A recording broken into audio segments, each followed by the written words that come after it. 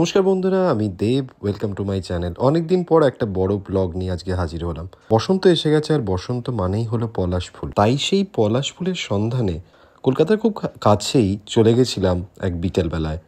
সেটা নিয়েই আজকের ভিডিও। হাওড়া থেকে ট্রেনে চড়ে নেমে পড়লাম বেলুড় স্টেশনে, এবং সেখান থেকে টোটো নিয়ে সোজা চলে এলাম ইএসআই হসপিটাল। আর সেখানেই রয়েছে পলাশ ফুলের স্বর্গরাজ্য।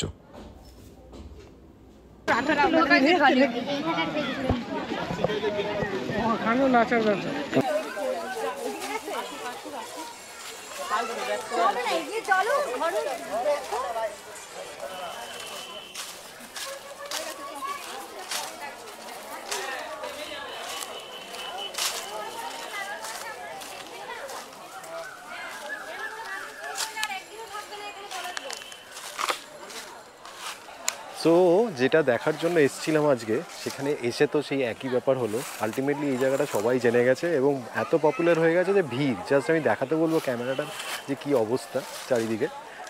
আমরা এসেছিলাম একটা অন্য পারপাসে যে একটুখানি তুলবো, বাট সত্যি বলতে খুব সুন্দর সুন্দর পলাশ ফুল ফুটেছে।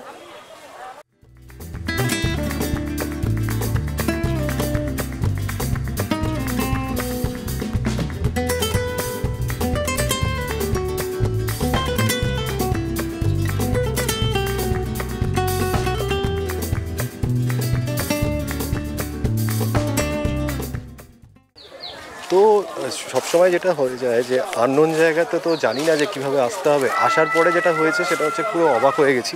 তার কারণ হচ্ছে যে এত সুন্দর পলাশ ফুলের জায়গা যে কলকাতার মধ্যে, সেটা জানতাম না।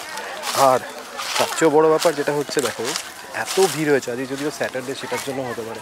তাছাড়া হচ্ছে যে আমি জাস্ট দেখাচ্ছি জায়গাগুলো তো সুন্দর হবে। এই যে ওপরটা যদি দেখো, পুরোটা পলাশ হয়ে গেছে, এবং আমি জাস্ট দেখাচ্ছি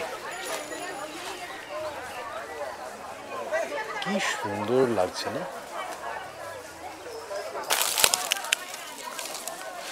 যদি দেখি ফুলগুলো জাস্ট দেখো, ঠিক আছে?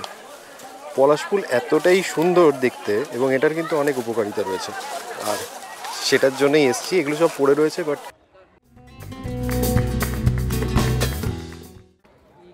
ফুল কিন্তু ছিঁড়বে না, এটা হচ্ছে খুব ইম্পর্টেন্ট। সেটা যে কোনো জায়গাতেই হোক, হ্যাঁ আগেই লেখা আছে।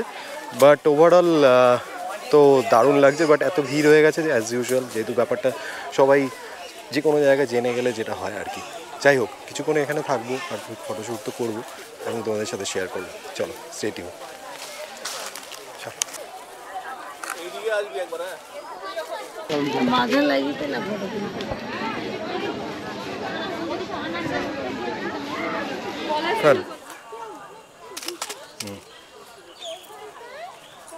কেমন এসছে তোমার? রাষ্ট্রীয় ফুল হচ্ছে তো হবে না, লেকিন হলুদটা আমি প্রথম দেখলাম।